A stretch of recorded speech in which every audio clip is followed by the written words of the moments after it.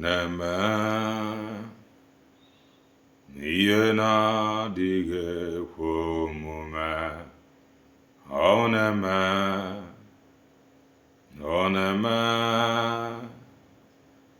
ihe na-adịghị ekwe n'omume ka ọ na-eme. Chukwu na-eme ihe na-adịghị ekwe n'omume. Ihe na-adịghị ekwe n'omume. Ihe na-adịghị ekwe n'omume ka ọ na-eme. Ọ na-eme ya. Chukwu na-eme ihe na-adịghị ekwe n'omume. Eluigwe na-eme ihe siri ike. Ọ na-eme ihe na-adịghị ekwe n'omume bụ God of Biafra. Ọ na-eme ihe na-adịghị ekwe n'omume. Ihe na-adịghị ekwe n'omume. Ihe na-adịghị ekwe n'omume ka ọ na-eme. Your name is higher above all the name. Your name is Chiokike. Your name is Lord. I lift you higher above all the name. Your name is Chukwuokike. Onye pụrụ ime ihe niile. Igbo bụ Igbo. Ụtụtụ ọma, ihe ọma, mgbede ọma, depending your time zone. Anyị ya dị ka echi. Maka na echi adịghị agwa agwụ ka anyị na-abaga. Ọ bụ na isonyebe, what are you waiting for? Click the like button, subscribe, comment, share. Ife anyị ekwu ọ ife anyị na-ekwu onye ruru gị na nke ikpeazụ a. Chetakwa, nwanne m nwoke, nwanne m nwaanyị, ihe anyị na-eme ka ya bụ common sense. O nwedị onye anyị kpọrọ asị. Ihe anyị jikwa na-eme common sense abụrụ na ịmara ife, ịmụ ife karịkwuo anyị nwa. Mana ihe anyị ji eme bụ common sense bụ na o nweziri obere ife ị na-echefu. So anyị believe na dịka anyị na-eme common sense, through obere common sense anyị na-eme n'ihe site na ya chetakwa ife ndị ahụ ị na-echefu. Ọ bụ si anya anyị anọdị maka na anyị ka aga ife wee mmadụ. No, anyị amara ife, but we are only making common sense to remind you of that which you know. Yes, Igbo bụ Igbo ya ebi. Igbo bụ Igbo ya dị ka echi, maka na echi adịghị agwụ agwụ. Onye ọbụla na-achụ anyị ya ada. Ihe niile na-achụ anyị ya ada. Ka arabụ nwoke, ka arabụ nwaanyị nke si na ya ama ndị mma, Chukwu abịa ma bie fe aka n'ala. Ndị nke si na nwere onwe anyị ama mbịa la ụwa anyị pụtara na anyị ya ataba ahụfụ, nwụsịsị aka nne anyị na nna anyị, Chukwu abịa ma bie fe aka n'ala. Eluigwe, ala m asị ka itinye aka ka thy kingdom come on this planet. Maka anyị na-ekwu God of Israel, God of Israel. It has now done to us that we are God like this planet. Yes. And if I'm not wedding to our many Christians that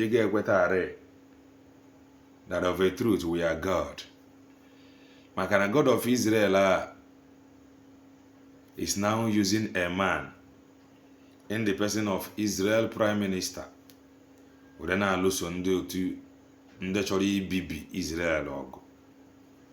Kemgbe niile esi eme ihe a, anyị afụba ebe ha gadara lekpe ebere asịla God of Israel esirela elu tutu ọkụ megide ndị bịara ibi megide Israel. That alone is an evidence that we are God like this planet. Ọmaka ya emele Igbo bụ Igbo. Ọmaka ya emele ndị niile chọrọ ife ọma. Ndị niile na-eche ife ọjọọ je eme anyị, Chukwu abịa ma fa were ala zere mmiri maka na onwe onye anyị si ya nwụọ. Ka nna gwa gị, I am going to agba mbọ ka ndị slow ozi ya nwere ike too ogologo but I want to pass a message. Achọrọ m izi ozi ọma, achọrọ m ịdị na hurry. Ọ bụ na enwe data, chọta data. I want to be slow, both in talking, ka o nwee ike sink in. And I am starting from a write-up. And this write-up is from Father Chid Angelo Unebu. Father Angelo Chid Unebu. Oh, a Reverend Father Kobo. I want to read out what he tweeted. And I read. Any desperate political leader is not thinking about service. No one lobbies, deceives, or manipulates to serve. I am going to take it again. Any desperate political leader is not thinking about service. No one lobbies, deceives, or manipulates to serve. Ndị niile efuru bụ ndị ele presentri as choice. Ndị ya atụgheri vote. Na fa chọrọ ikwuchitere ọnụ gị. By so doing, ka ha wee nweta vote gị, ha enye gị bribe. Ha manipulate ya gị. They lobby you to vote for them. Or say na ndị dị ntu a bụ desperate political leaders. They are desperate. That is why they want to pay you for you to vote for them. They are no longer serving you. Fabara for ka edoziere gị obodo. Ọ bụ na fabara ka edoziere gị obodo. In any dị ịkwụkwọ ụgwọ. N'ọbụ ngị nwale onwe gị ya atụgharị ha vote. Etụgharị ha vote, ha jee ebe a kwuchite katara gị ọnụ gị jee kwuchitezi. I werekwa vote a recall ha. Mala they are desperate, and you are equally desperate because they made it to be so. They made you to be desperate. It is desperate of a moto. They made it so. Transportation, it is desperate. It is desperate of ijenafia ka igote ife. They made it so. Yeah, with a high cost of living you were everywhere.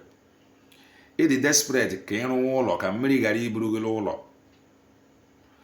Even to the point ibala ndị uwe ojii na Lagos achụọla ha n'ụlọ ebe ha bi. According to news, there are social media, la akpabasịrị ha 2 million ha je chọrọ ụlọ. So now the system have made ndị uwe ojii to become desperate of ịchọta ụlọ. And ọchị ịchọta ụlọ, ọ ji achọba location, ọ ji achọta ka o were dịrị easy ịdị na-abịa ọrụ. By so doing, ọ ya adịzi desperate ka o nwee ike enweta ego o ji akwụ ụgwọ ụlọ, ego o ji eri nri ọnụ, ego o ji akwụ ụgwọ ọkụ, ego o ji akwụ ụgwọ ụlọ ọgwụ, ụlọ akwụkwọ nwa ya. Sorry about that. Out of all that desperation, ọ ya adị to make sure lo nwetachara ife niile a ngị nwa bụ the ordinary citizen bụ onye je na-asọfụ ya. O nwede gị na obere iwu ịdara, ọ bụrụ iwu 1,000, ọ gwaghịla ọ bụ 200,000. All the desperate to meet up. So that is that. Desperation bụ ndị a mere ya, inwe ọkụ, inwe mmiri. All these things so are part of social amenities, but they denied it to you. So it now make you to be desperate. To the point, you don't even have choice. Because you know the vote don't count. That is why ijejija ego. Rigodi nkebunni. At the end of the day, they must find their way. Yeah, whether somebody but a fourth. A boy from fourth position. Buti as everybody went home smiling. He is desperate. But I am going to read another thing to you to further prove to you Lahan Chalile the desperate. Let me take this from Father Chidi Angelo Nebu again. Any desperate political leader is not thinking about service. No. No one lobbies, deceives, or manipulates to serve. They are desperate. That is a desperate hope. Uzodinma. Remember, Eburu hope from number 4. Mayonnaise. Then, out of desperation, Imo State is a war zone. Because he is on a fast lane to deliver the agreement entered before a boy from number 4 to first person. Mana before I go here, let me check something. But if I did not see it, I have to move. Yes, if I did not see it, I have to move. I want to read out something to you. So that when you have an ehu, I got the picture. Let me try and see if I could find any. If I find any, I will read it. But if I did not find, I will jump it. Okay, let me just forget about that. I want to read out something to you. This is from the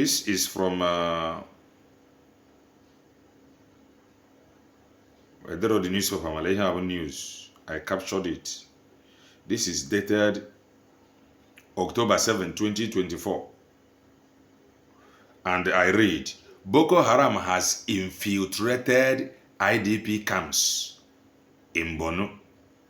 Governor Zulu raises alarm. This is October 7, 2024. Governor Zulu raises this alarm.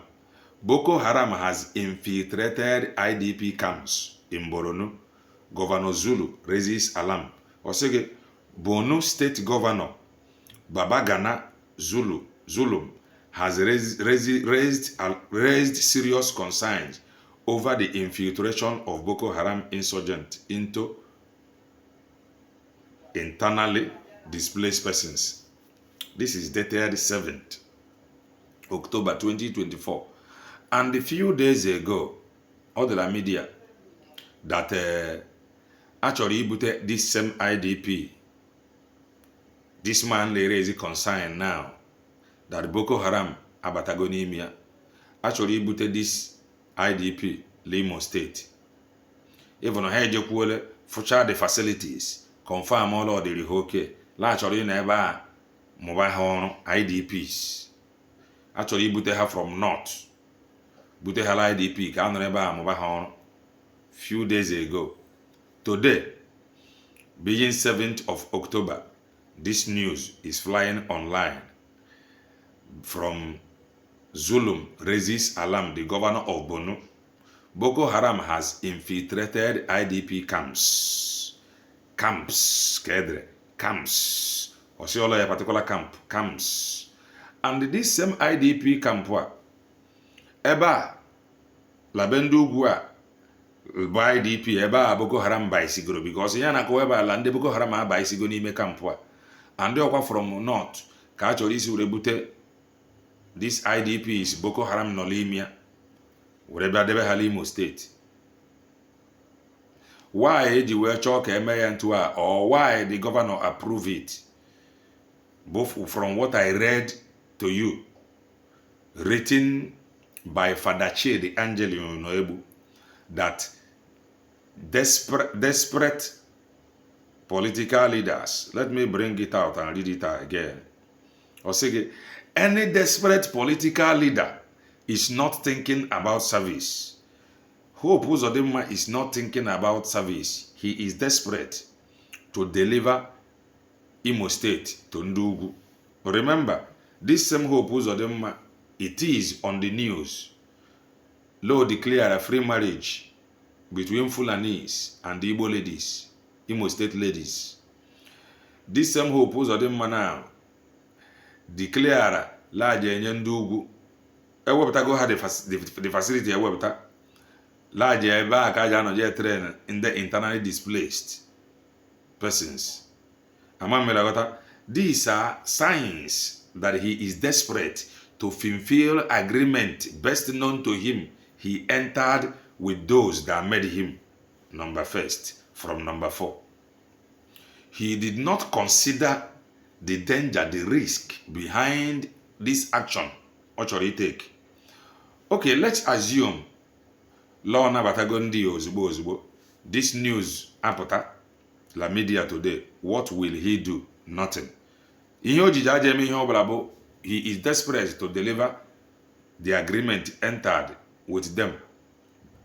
So he is not thinking about service. The problem I nwere na mgbadaba anyị bụ that these people in Africa as political leaders, they are creating more problem na mgbadaba anyị instead of solving it. They create more problem instead of solving it. All of them create more problem. In fact, they are even enablers. I'm just being honest. Ya kan jiwesi kan wetu olu ozi aje eto ogologo mana take out your time and listen to it. This ndị efuru na bụ political leaders side anyị, they are enablers. They are desperate because law bụ vote to give ihe mere ha ndị ọchịchị. Those that made them governor, they are desperate. They are in a hurry to fulfill the promise or the agreement entered before ebuha from whoever or from wherever they are. Ebuteha as number 1 citizen of your state. Maka ọbụna all about idozirigo obodo. Ha amanye gị bribe to vote for them. Ọbụna all about idozirigo obodo. Amanne egbu mmadụ, na-kidnap mmadụ, na-agba local government ọkụ because of ordinary election. Just like what is happening La River State today. La River State, ebe a just rume local government election, amụbago everywhere ọkụ, atụbago ogbuligwe. It is not about service. They are enablers. Ndị abụ ndị they use to enter you, to conquer you, to destroy you. They are enablers. They are not speaking for you. They are not there to protect your interests. Because overall, all about to protect your interests. Ome mgbe Hope Uzodinma ji ejije eme agree or approved a particular section ụlọ Imo State ebe eje eje bute ndị nọ la nation nke ha buru ha bute ha la one place lisi that dot in a circle ka ebute ha there to come and make us uncomfortable. Mala, it is not about service. He don't need to consult you. Ya wetere oji ejije agala ihu mere onwe ya ihe dị ya mma. That is what made them enablers. Ọ bụrụ na ọ bụọ ihe ntu a ka ajara esi kpota these IDPs that is now infiltrated with Boko Haram to your doorstep. Tomorrow, ihe ọzọ iji anụ ọbụla enweela clash. Tomorrow, ihe ọzọ iji anụ ọbụla eji esetụ ha. Tomorrow, ihe ọzọ iji anụ ọbụ ụlọ ebe a ha nọ, ha were ebe a mere ụlọ. Because land bụ IDP. That is because the government has no intention of returning them back to their ancestral land. And they have no intention of settling them from where they want to pull them out to Imo State from. Their intention is to scatter them all over the place. That is why Haji will happen. Eroha facility. Now that place actually is where pull her. Actually, Aporoha Biali Imo State Biagasaha today, being 7th of October. News ala from Bono. That IDPs. La Boko Haram. Abagonemia. Let me read out something again from Father Chidi Angelo Nebu. He shared it, but it is original written from Father Emo Denibo. Emo Denibo wrote, "Evil thrive while good men are praying to God to stop the evil man instead of standing up and saying no to the evil man." You need to stand up and say no to the evil man. And I am going to play a video to you. Because these guys, here niile ifuru nọ n'obodo Bongo, they are all enablers. They are all contractors. Ndị nọ na center bụ enablers ndị Britain ji abata. Ndị nọzila mgbada be anyị bụ enablers ndị nọ na center ji abata. That is the honest truth. They are desperate. Remember, these same people bụ ndị ya abata sị gị na Maazị Ekpa Njọkụ bụ an agent of Nigeria government. I am now talking to structural defenders. They will come and tell you that Maazị Ekpa is an agent of Nigeria government. But here, that same Nigeria government is desperately looking for a way how to capture Maazị Ekpa. ịmara ihe niile abụ ihe dịrị ihe ha sị gị na Maazị Ekpa bụ the agent of Nigeria government. Ozi ya ji ete ogologo maka iweturu m olu. I don't want to be in a hurry. Ị ga-ebe ya data gị gwe pọsụọ ya ijechi ichiga.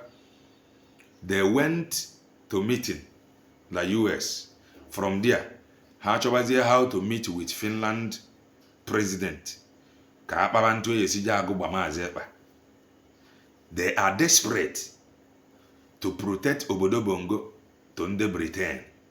So onye ahụ na-ekwu okwu ka obodo Bongo tiwa kewe bụ ha ejezie. They are desperately trying to negotiate ntụ esije ejide Maazị Ekpa. Mana structural defender, which now that those structural defenders they are all the kwakazi ka ha isokwala enabler. The structural defender, they are telling you that Maazị Ekpa is an agent of the federal government. The federal government is desperately in need of how to capture Maazị Ekpa because they want to protect the interests of their master, Britain. So they want to do anything. They want to hurriedly enter any agreement, desperation, to make sure Obodo Bongo remain one. And the oil achọ ka etisi Obodo Bongo Maazị Ekpa, they want to do anything to capture Maazị Ekpa. How about those telling you that Maazị Ekpa is agent of Nigeria government? Who is after them? Nobody. That is what makes them an enabler too. Let me read out something to you. Sorry about that. This is from Maazị Ekpa's account, and I read, "The faces of terrorists who meet with my president, all of them are Islamic fundamentalists.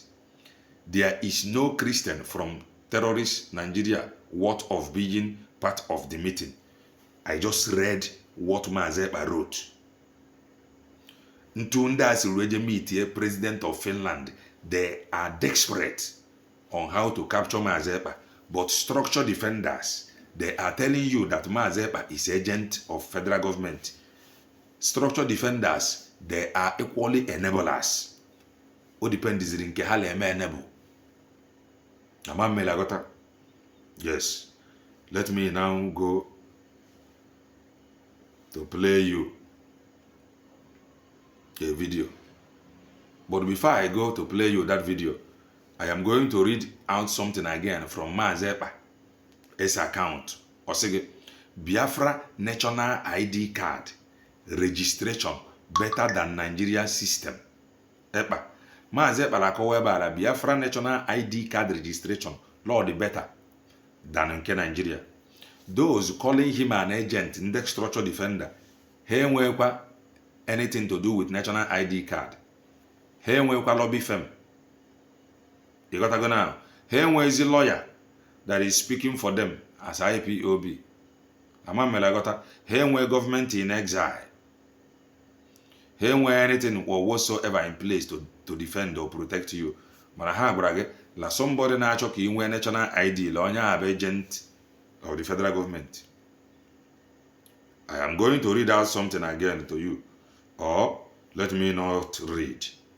Let me now go to the video that I have. Remember, desperate political appointees, desperate political leaders, they are now in three categories. One about those telling you that Maazị Ekpa is agent of the federal government. Two is those Ndebara fourth. Is still a number 4, Meha number first. ndị chọrọ ka ebudata IDP infiltrated by Boko Haram ka ebudata ya Imo State.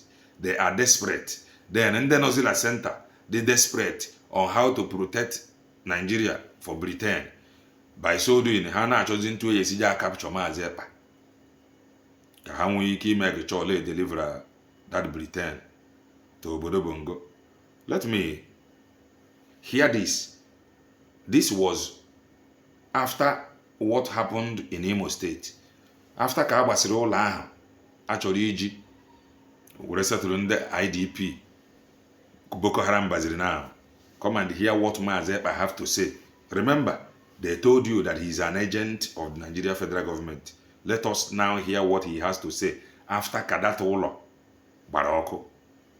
Ebe ahụ achọrọ inye internally displaced, now infiltrated by Boko Haram. Hear him. Many of you who were crying about how they were going to import terrorists into our land, people, internally displaced people, I told you it will never happen. And let me also inform the terrorist Nigerian state. Ogele ekwu na IDP just stand in Imo State. He told you that that will never happen. I'm going to take it back and allow it to roll uninterrupted.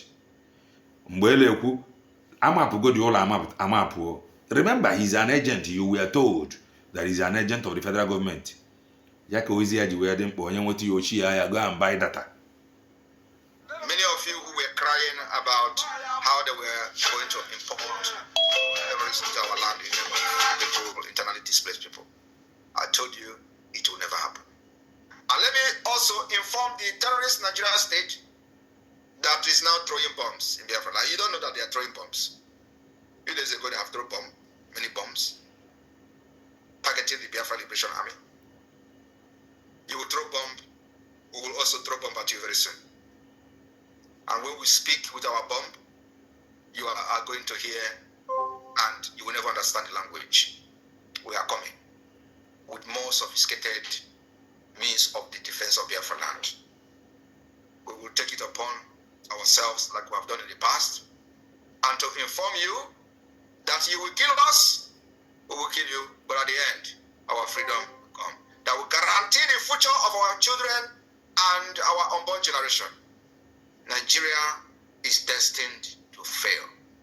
Islamic State of Nigeria, terrorist state of Nigeria, who knows nothing other than killings, women and children from the north, south, west, all over Nigeria, just recently conducted election in Rivers State.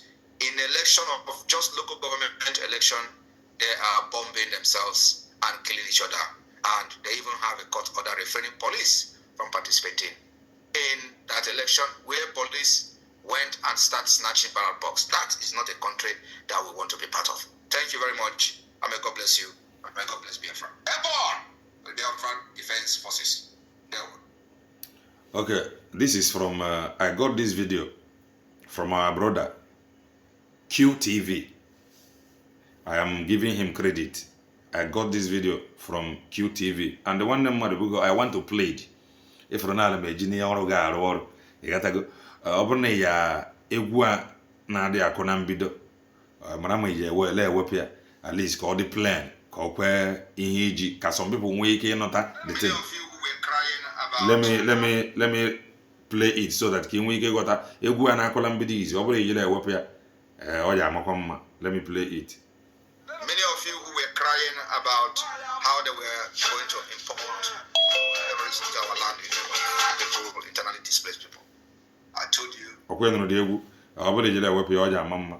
You got to go. So, Oga putre lady G. Eba Imo State, where settle the Fulani H-man, and the internally displaced. Sorry. Young one, but a cool manhood. You got to now. Message you la ha Boko. Young one, but a la or where I go on the warriors, lawman hood. Mana how about those calling him agent? They did not say anything. They did not do anything. Rather, they went and be tweeting. No be mo youth. Bunde roya boro. I am now going to play you a video again to further prove to you the lies they have told you that Maazị Ekpa was the agent of federal government of Nigeria. And I'm going to prove to you with video how the federal government of Nigeria is desperately seeking every means possible to capture Maazị Ekpa Njoku. Onye ahụ agwara lot of agent. Let's go. Founder of the Boko. Let's go. Founder of the Boko Haram, who is the current vice president of Nigeria, meeting with my president, which I know very well personally, Alexander Stubb. One thing everybody should know is that we are a country of rule of law. The president of Finland is not there at the United Nations to discuss Simon Ekpa, so he will not give that attention to them. That's number one. And because Nigeria is a very stupid country, ruled by foolish people, ruled by criminals, they don't know what is called rule of law. They don't understand where their boundary ends as leaders, as they address themselves. So they may go there with the motive of telling President Stubb that, oh, what are you going to do to that Simon Ekpa? You know? So, of course, Stubb will never, ever respond and answer them. That is, just take it from me. So what they did was to come and say they are soliciting for Finland support. Is it Finland that is the only country that came to the United Nations that they have singled out Finland to get Finland support? You know, I look at them and I laugh. What about their godfather, United Kingdom? Remember, they are desperate. Had every means possible. Structure defenders, Lola work with federal government. These are desperate political leaders. They are desperate protecting Nigeria for their masterable Britain. Yaka hajurem babra jemit Finland. And the jemit Finland they have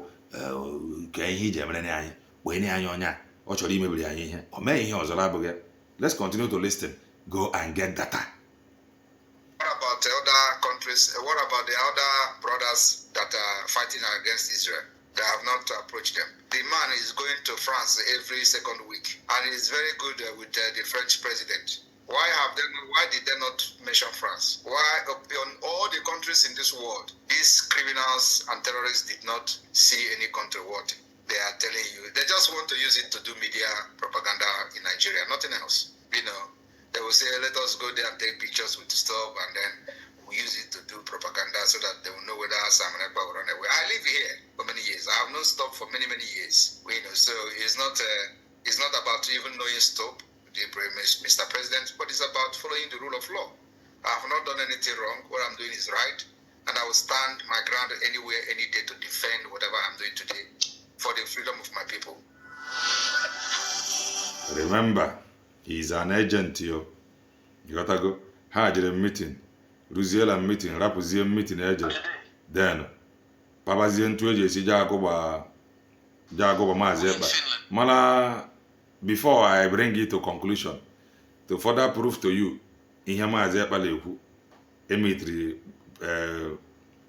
Hamitri president, yeah.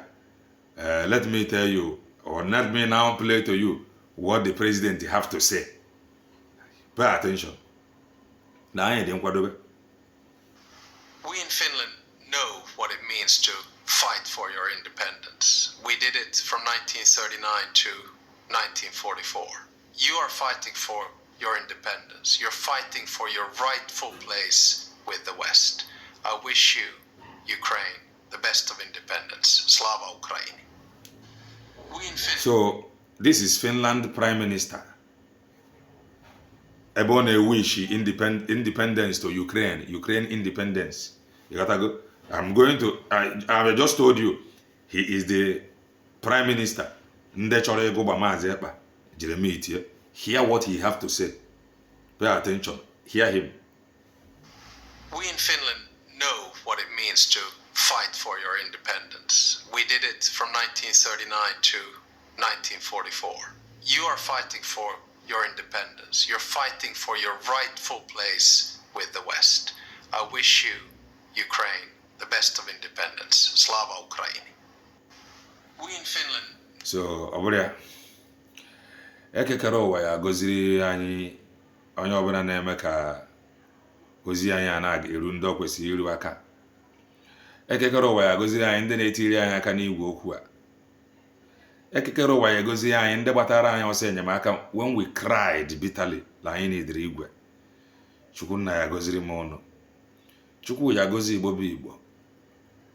Ndị niile obi ha gbagoro njọ l'okwu nwere onwe ala ekwu, ndị niile emejọrọ chegharịzienụ. It is not about Simon Ekpa. It is not about Maazị Nnamdi Kanu. Biafra freedom abụọ family business. You got to go. Maazị Nnamdi Kanu agwagwele gị, if you know what you can do for Biafra to do it, or say agala ya nwa maọbụ family ya je declare ya. So unu resilience. Chukwu abịa ma gbadata ka ị bịa were ọnọdụ ndị emejọrọ emejọ ha gbagara. Lee ihe alakwa na ọgụ a na-awụ the preservation of every ethnic nationality. It is not about Igbo. It is not about Abia. It is not about Imo State. Remember, Obrore na emegidere oge a succeed in planting this infiltrated IDP Imo State. Infiltrated by Boko Haram IDP Imo State. Imala Imo State la Anambra enweghị issue. Imala Imo State la River State enweghị issue because I planted hala this Boko Haram infiltrated IDP there. Imala the whole state enwele nsogbu. Ndị be anyị asịkwa n'ọbụ ofu aka rụta egbe na ozu aka niile ka anyị mara na ihe dị ihe a na-azọkwa na ebo nke anyị ọma onye ọ bụ nke iche, ọmụkwanye onye nwere onwe abụ property nke iche. Maka Igbo bụ Igbo kwuru okwu si na ọba anyụkọ mmamịrị ọnụ ọgba ụfụfụ, ọ metụkwa n'imi, ọ metụ n'anya. Ọ dabala Imo steeti, ọ dabakwala la River steeti, ọ dabakwala na Anambra, ọ dabakwala la Ebonyi, ọ dabakwala everywhere, ọ spread ya. Remember okwu Boko Haram a mgbe o bidoro ebe niile ọ spread na ọ bụghị ebe a ka o bidoro. O bidoro ebe ndị ugwu, si ebe a to Benue, si ebe a Bonu, ure skata Nasarawa, skata everywhere, skata ruo to ime ọfịa ndị Yoruba. Ịghọtago, ala ekwu okwu Fulani H-men ha skata everywhere, including na Anambra, skata including na Ebonyi, Enugu steeti, skata everywhere n'obodo Bongo. Ha skatara ya. Na ihe anyị ji ekwu ihe abụ oji gịnene mara onwe ya. Ka anyị ghara ịnọla mmiri ncha aba anyị anya. There is a demand, forceful demand over our existence. There is a war over our existence as a mmadụ. Mepe anya. It is not about Maazị Ekpa. I am now, this address is to the masses.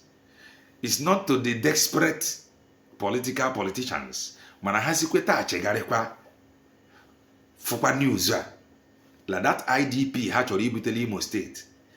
The IDP has been infiltrated by Boko Haram.